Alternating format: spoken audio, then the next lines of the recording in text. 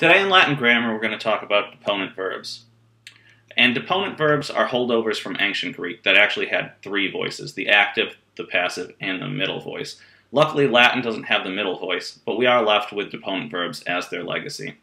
So, a deponent verb is basically a category of verbs that only forms in the passive, but always has active meanings. Here are two examples. Loquimur, note that mur, passive ending. We are speaking, active meaning. Conabar, note that bar, passive ending. I was trying, active meaning. So the first thing you need to do is to be able to identify deponent verbs in general. So when you're given them in a vocab list, you'll always note that they end in R in the first principal part, your first person singular, passive ending. And then the infinitive will end in an I. And the third principal part, which is for the perfect active indicative only, will be omitted, and you'll only have a fourth principal part. And they'll always put sum at the end of that. So let's look at this first one. Conor, conari, no third principal part, conata sum, the fourth principal part. That's how you'll notice them in general. Now, to know what endings to put on them, you're going to have to know what conjugation they are, because you already know all your verb endings.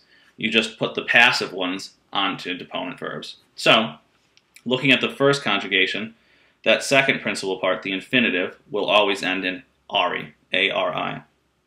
The second conjugation will always end in long, E-R-I. The third conjugation is a little tricky. It will end just in a long I, no E-R before it.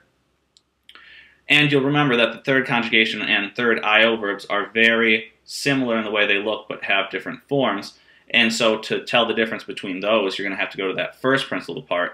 And if it just ends in or, it's third conjugation. If it ends in eor, it's third I-O.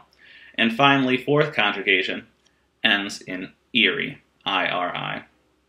Once you know what conjugation your deponent verb uses, you're just going to use those same verb endings that you already know and add it to the deponent verb.